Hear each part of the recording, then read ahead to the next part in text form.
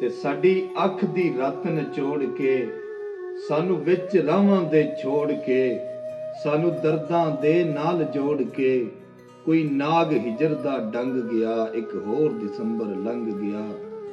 ਸਾਡੇ ਮਾਸ ਦਾ ਬਾਲਨ ਬਾਲ ਕੇ, ਸਾਡਾ ਹੱਸਦਾ ਜੋਬਨ ਗਾਲ ਕੇ, ਸਾਨੂੰ ਅੱਗਾਂ ਵਿੱਚ ਉਛਾਲ ਕੇ, ਕੋਈ ਸੂਲੀ ਉੱਤੇ ਟੰਗ ਗਿਆ, ਇੱਕ ਹੋਰ ਦਸੰਬਰ ਲੰਘ ਗਿਆ। ਦੋ ਅੱਖਰ ਪਿਆਰ ਦੇ ਬੋਲ ਕੇ, ਕੰਨਾਂ ਵਿੱਚ ਮਿਸ਼ਰੀ ਘੋਲ ਕੇ, ਸਾਨੂੰ ਨਸ਼ਿਆਂ ਵਿੱਚ ਮਦਹੋਲ ਕੇ, ਕੋਈ ਰੰਗ ਆਪਣੇ ਵਿੱਚ ਰੰਗ ਗਿਆ, ਇੱਕ ਹੋਰ ਦਸੰਬਰ ਲੰਘ ਗਿਆ।